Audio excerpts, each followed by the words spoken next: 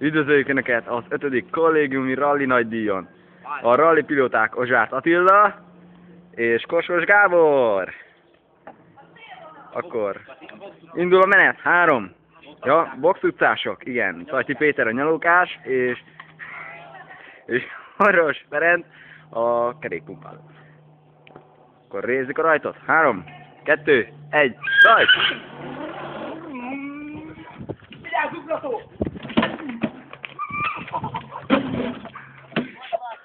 Már is lefulladtak, de most indul. Jó, nagyon jó halad a verseny.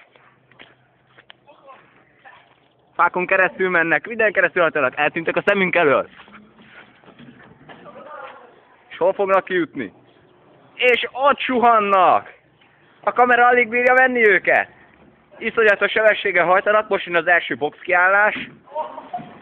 Rákanyarodnak a box utcára, és bemennek, olyan bemennek, igen, bemennek, jól tudtam. De hova tűnt Schumacher? Hova tűnt Schumacher? Oké. Schumachert nem látni.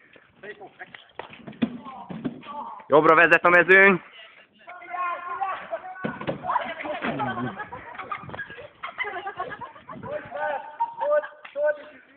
Hogy paroltak? Most jönnek visszafele, jönnek visszafele. Jönnek vissza.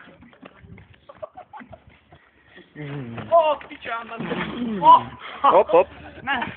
Lerobbantak megint. Egyszerűen nem bírnak kijutni. Nem bírnak. Á, vége. Úgy tűnik, motorhibák miatt ki kell állnia a csapatnak.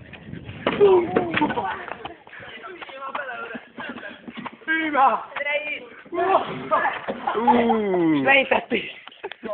Mára ennyi elég.